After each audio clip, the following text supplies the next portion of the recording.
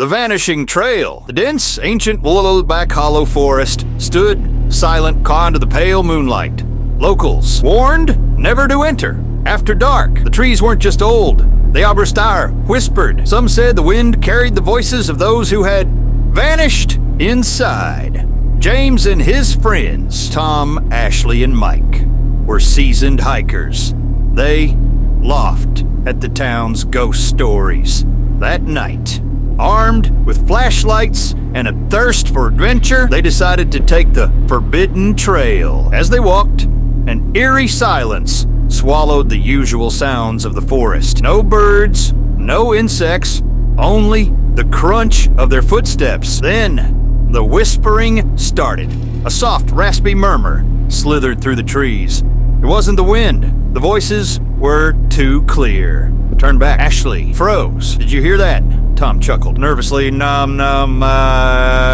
the wind. Then the ground beneath them shifted. The path changed. Trees rearranged like they were alive. The wayback was gone. Mike checked the GPS. That's impossible. The trail was straight. The deep growl echoed through the darkness. Not an animal. Something else. The shadow in the trees, like a cold gust of wind, blew out their flashlights. James fumbled for his lighter. The small flame flickered, and then a figure appeared between the trees. That wasn't human. It was tall, twisted, its body covered in bark-like skin, hollow eyes glowing green. Ashley screamed. Creature moved without sound, its limbs stretching unnaturally. You should not be here. The whisper wasn't from the trees anymore. It was inside their heads. Tom mouth bolted. He didn't make it far. A root shot up from the ground, wrapping around his ankle. He was yanked into the darkness. His scream was cut off, like something had devoured the sound. The remaining three ran. The whispers grew into shrieks. Mike tripped, falling into a shallow pit. Bones, hundreds of them, skulls, with scratch marks, the remnants of others who had wandered too far. James and Queenan yanked him up. Run! They burst through the trees into a clearing. The air felt wrong. The sky above them, twisted, unnatural. A figure stood in the center. A woman in a tattered white dress, her back to them. She turned lowly, her face rotted, hollow, her mouth stretched into an unnatural grin. You can never leave. Escape or damnation. The ground split open beneath them. Ashley screamed as unseen hands pulled her down. She clawed at the dirt, her screams vanishing as the earth swallowed her whole. James and Mike ran blindly, dodging twisted branches that reached for them like fingers. The forest man shifted again. Then a faint glow ahead. A mud road. Safety! Mike sprinted ahead.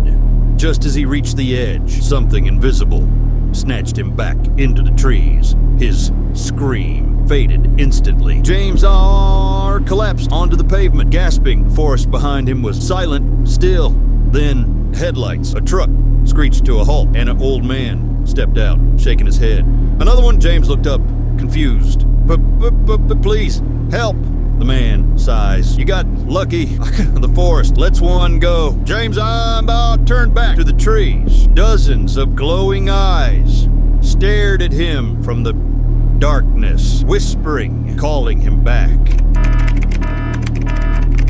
A motley crew of 5 friends, Mark, Lisa, David, Sarah, and James, and decided to go on a weekend camping trip into the depths of the ATUS Rainforest, a vast, unknown jungle wrapped in unnerving quietness and ancient folklore. About many mysterious disappearances, the locals had warned them about the Vanishing Trail, a path so alluring, yet none who walked it ever returned. Despite the chilling legend, the group laughed it off as nothing but silly superstition. Day 1, the trip commences. Armed with time, cameras, camping gear, and enough supplies for 3 days, friends were thrilled for what they believed would be an unforgettable adventure.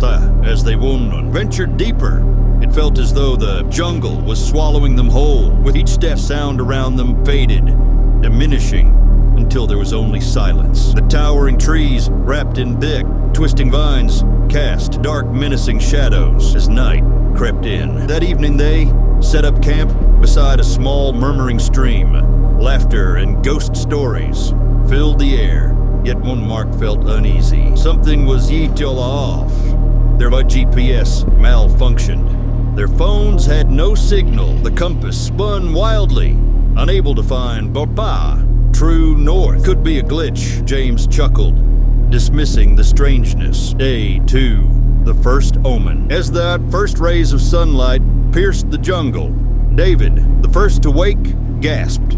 Hairy, bare footprints appeared out of nowhere, forming a perfect circle around their camp.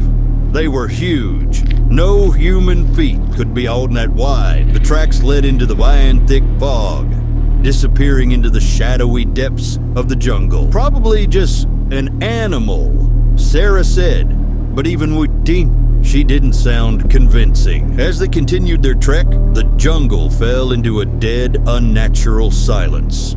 No birds, no insects, nothing. Then the whispers began. At first they thought it was just the wind rustling the leaves, but no, the whispers had names. Their names. By the time the sun set, Lisa had disappeared. Day 3, the unseen stalker. They screamed her name. They searched for hours, but there was no sign of her.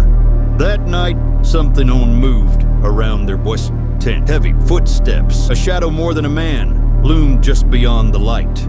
Then, in the darkness, they saw them, glowing golden orbs. James grabbed his torch, and Chowbird shined it toward the figure. For a brief moment, the smoke shifted. It looked like the hood to the here. Then, in a faint, broken voice, "Help me." They ran. They ran Tare Nare faster than ever, pushing through the thick brush, not dare looking back until the poor first light of dawn. Day 4, the last terror. Starved, exhausted, barely alive. They stumbled upon a rotting wooden cabin, standing abandoned right in the heart of the jungle. Inside, they found old yellowed missing person flyers. Some were so decrepit, they crumbled at a touch. Then they saw Lisa's picture. But it wasn't the photo they had taken on this trip. It was an old, faded photograph from decades ago. Lisa had been missing for years. The jungle had claimed her forever. They bolted from the cabin, running non-stop, until they finally reached civilization. When they filed a report, the locals only shaked their heads. "You should never have gone in there," one officer muttered. "You're lucky to be alive." Lisa was never found.